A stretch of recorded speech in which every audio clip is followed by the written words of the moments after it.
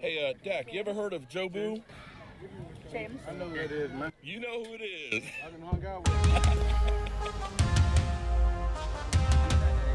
Boom. I'm doing great, man. Congratulations on the baby, man. It's a beautiful thing. I have a baby. Yes, look at me. Look at me. Look at me. Smile. Thank you, man. Dak, there's your buddy. Hey. Well, good morning, good people. Mark Holmes here, of course, with my buddy Cowboy Joe Boo. And as always, I want to say thank you all for watching, commenting, subscribing, and being part of the Joe Boo Sports Report. Without you guys, as well as you ladies, you know that this literally does not work.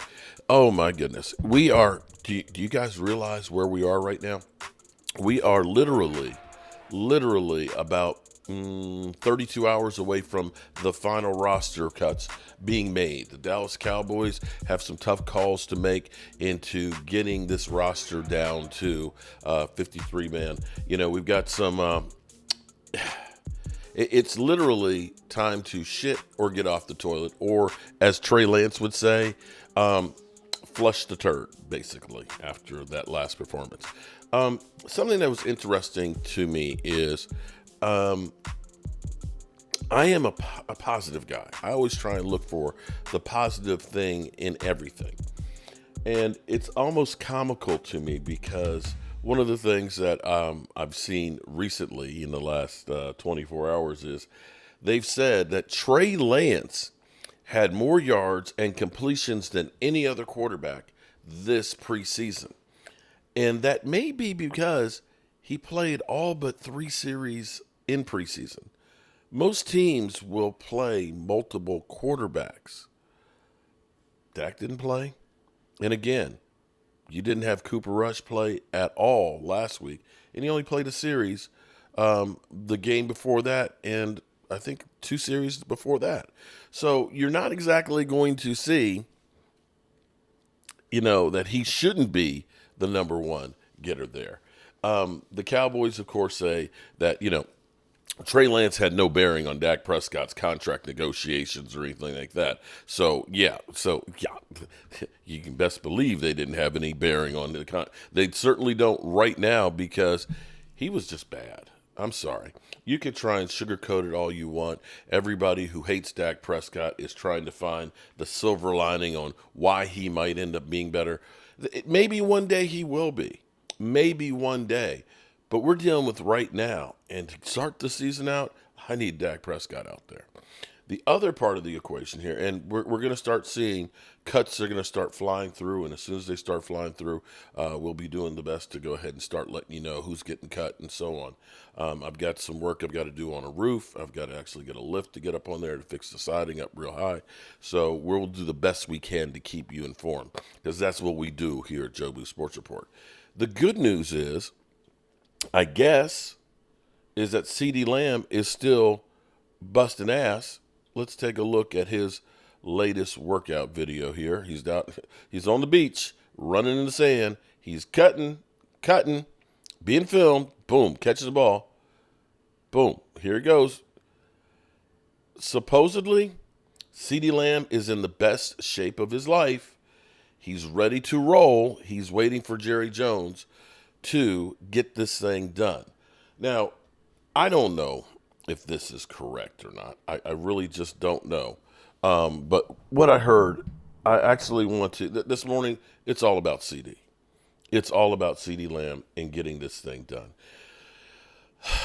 I don't know if we should believe what we hear because we've heard so many different things from Get Up and the crew and stuff there, Dan Calfalo and all this stuff and Pretty Ricky and everything else. If what they're saying is right, it's criminal that from what it sounds like, they're literally saying that CeeDee and the Cowboys are only $1 million apart per year. $1 million a year. What burns you up is, this whole sense of urgency now, this last 2 weeks, for the Cowboys to get Dak and CeeDee done when you had 6 months to do it. Deadlines make deals get done, but they don't get done necessarily good. But listen to this morning, because this is interesting. We'll discuss it as we go through. From the start of the season, here comes number 2. Okay, number We're 2. going to Dallas. The big question is whether or not CeeDee Lamb will be with the Cowboys for their opening game on the road, Week 1 against the Browns. CeeDee Lamb entering the last year of his deal. He still hasn't reported. Time is ticking away. And You ain't lying listen about that one. to Jerry Jones' choice of response when asked for an update over the weekend. Yeah. I don't have any updates, but we are near the season starting. Have you seen him or his representation? Listen, I've got a lot of things to talk about. I'm only talking about who's here. Only talking about who's here. Okay, so look, this has stopped being cute, right? I mean, a month ago I said, oh, maybe we've got a story in Dallas. I'll try and make it into something here, but obviously they'll get this thing done. And Shefty, we are less than 2 weeks away from them being on the field for This their is first ridiculous. regular season game. 13 by the way, days. against what might have been the best defense in the NFL last year, and he's still not signed, and Jerry doesn't sound like it's close. August 26th today is. Right. August 26th. The two sides are roughly, I don't know the specifics, about $1 million. $1 million apart. How He doesn't know hard the can it specifics, be though. to bridge that difference, to get one of the most valuable players in football back into the fold less than 2 weeks before the start of the regular season, and Dallas has to take on the Cleveland Browns. We're talking about $1 million. If you're the Dallas Cowboys, puff up the last few years, inflate the average salary, get the guy in camp, and get it done. They're not that far apart. Like, I would have thought this deal would have been done weeks ago.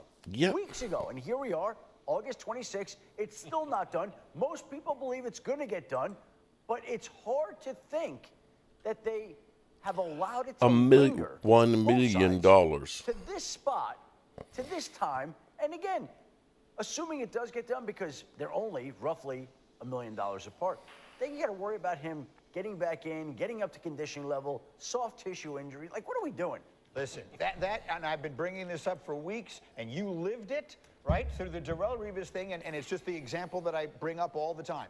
But when these players hold out until right before the season starts, especially the skill position guys, they want to be out there because they want to be good teammates. They want to earn the money. When they get the deal, they come in there, and then they grab a hamstring the first or second game, and the entire season winds up being defined by that. Saw it firsthand. Saw it with Darrelle Revis. Darrelle Revis held out, got his money, glad for it, as a former player. And then we played New England Patriots. Here's the play. There it is, right there. Bam. Boom. Tore that Hamstring. hamstring. Was, just And the whole season is defined by that. Yeah. Then you're going to miss 2 weeks. Now you're going to try and bring him back. Then, he's still not. Now it's another 3 weeks. It winds up being the entire season that you're dealing with. That's usually the narrative, because we always talk about, when you miss time in training camp, you're not in football shape. There's a difference between running around in conditioning and running around with pads on, doing all the things that you need to do, on the football field. So this should be a fair warning to all parties involved. Like, boy, you are jeopardizing your season by not having this guy in the training camp. I believe There's no lie on that in my one. absence, Louis Riddick on this show described it as sabotaging their own season, the way this thing is playing out. Dan Orlovsky, what are your thoughts? So the Cowboys have put their whole season, the future of Dak Prescott as a Cowboy, and the future of Mike McCarthy as their head coach at legit risk. Over Sabotaging $1 million. themselves. Roughly. I mean, we're not talking about that much. That's Roughly. one of the dumbest things I have heard this whole offseason. If that's the case, Shefty, somewhere in that world, and we have no reason to doubt. Dan, I'm close. That is absolutely ridiculous. How much the That Cowboys were? Organization $10 worth billion. $10 billion? Oh, okay. Yeah, go ahead, Dan. Sorry. They've put all of that at risk over $1 million. This isn't over $3, $4, $5 million a year. This isn't over $1 million multiple years allegedly. length of the contract. CD wants 3, they want 5, or something.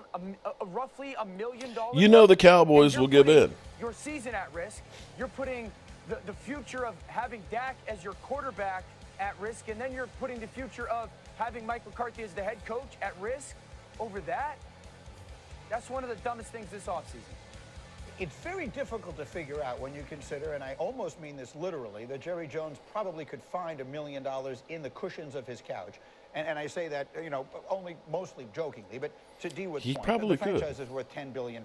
The season has absolutely everything in the world riding on it. They used the term all in, and I finally figured out that what Jerry meant by that was he's putting everyone on notice. It's now or never. And I'm going to handicap you even more. Easy one to get done of the deals that they needed to get done. I really do find this impossible to understand. This is insane. Justin Jefferson is at $35 million a year. So, okay. Just give him that contract. Isn't worth what Justin Jefferson is. He's a notch below. Okay, what is it? So is it 34? Is it 33? Is it between those two numbers? Is it 33 and a half? It's not that hard to get done. My understanding is there's not an issue with the years in the deal. I think in the end, ultimately, it's probably going to be just like the Jefferson deal. Jefferson was 4 years plus 1. That was left 5 years in total, 1 and 4. And I would think that that'll be the case. That's not the issue. The issue is over the value of the deal. And the value should not be hard to figure out.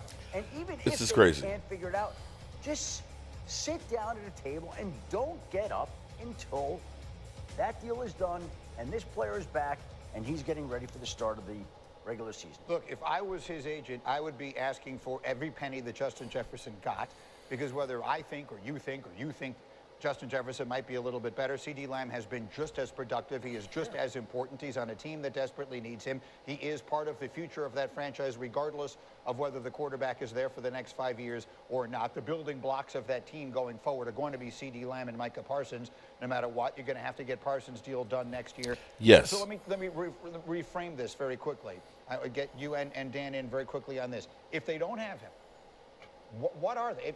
If they go to week 1 against Cleveland without him, what are the Cowboys? Toast. Toast.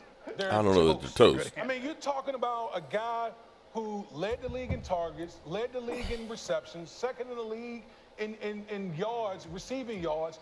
He is their offense. Like, he is their offense. I don't have the percentage of how much of the offense he accounted for, but I guarantee you. There you go. 35% of the offense. I'm going to end it right there with that. But look at this, guys. See, this is what I'm talking about here. This is, I get it. I listened to Walker Wade and the crew and everything else. And in some regards, we may be correct that you don't want to pay a receiver that kind of money, because what you look at is with wide receivers, the best wide receivers aren't making it to the Super Bowls. It's the great tight ends that become really the ultimate weapons. But hypothetically, right now we know that we are definitely dependent on Dak Prescott passing the ball to CeeDee Lamb. And, you need both of them. CeeDee Lamb did not throw the football to himself. And if you want to go ahead, just think about this. I think 95 yards of his 1,700 yards was one play that Dak Prescott got away from a sack in the end zone, was able to escape, keep his eyes down the field, and hit him in stride for him to go all the way. If you don't think that Dak Prescott was part of that, well, I just can't talk to you. But Dak needs him. As Roger Staubach, to me, the greatest Cowboy of all time, said, it doesn't matter what kind of pass I threw if Drew Pearson didn't catch it. No truer words have ever been spoken. If Drew Pearson doesn't catch the pass I throw, it doesn't matter what kind of pass I threw. So you need both of these guys. Now, here is Justin Jefferson. Now, this is apples to apples, because Justin Jefferson and CeeDee Lamb, both first-round picks. CeeDee was drafted a little higher, and he could have been an Eagle, but Philly 500 said literally, I don't want Justin Jefferson. He's ass. But here's the thing. The first year, he would have been on the fifth-year option, just like CeeDee, about $17 million, like CeeDee is now. Cap number, 8.6 for this year, because they gave him guaranteed money, write him a big check out the front. The following year, $15 million. And I'm not going to say $15 million is actually the real number, because you ended up gaining another $9 million, and we know the Cowboys aren't going to spend that. So in essence, here's what you actually look at. The first 2 years of CeeDee Lamb costing you $15 million. $15 million. We're paying $13 million over the next 2 years for Michael Gallup not to be here. Now, granted, his number will climb to 38.9%, but we all know that the salary cap is going to explode. And as you start looking down the road at where the Cowboys are salary cap-wise, and I know we're going to have Tyler Smith that's going to need to get paid and Micah Parsons is going to need to get paid. At some point, you probably are going to have to pay the piper and take a year that's going to be the year that we just have to reset the thing. But at the moment, having a Zach Martin who's getting close to retiring, having a Tyler Smith who is a young stud, having a Micah Parsons, a CeeDee Lamb, a Dak Prescott, the time should be right now to say, we've been so close that for this time, not like we were when we were 8-8, 8-8, 8-8, we're 12-5, 12-5, 12-5, that this is the time to say, I need to do everything I can to try and win this, especially with Jerry at 81 years of age? It's going to take time if you blow this thing up. And there's no guarantees blowing it up is going to get you a team that's this good. So if it is true that we're only $1 million a year apart, and make no mistake about it, Cowboys are always going to try and lowball you and make you think that, think that they're going to get a deal and then never get a deal. We all know that this is going to be slightly behind Justin Jefferson, just like we've all said all along. The only dumb thing is we just waited to get there. All righty, good people. We're going to be keeping our eyes open and our nose to the grindstone. Is that how it is? The grindstone would take it off real quick. With all the news that's coming up, as always, I appreciate you guys. Peace out.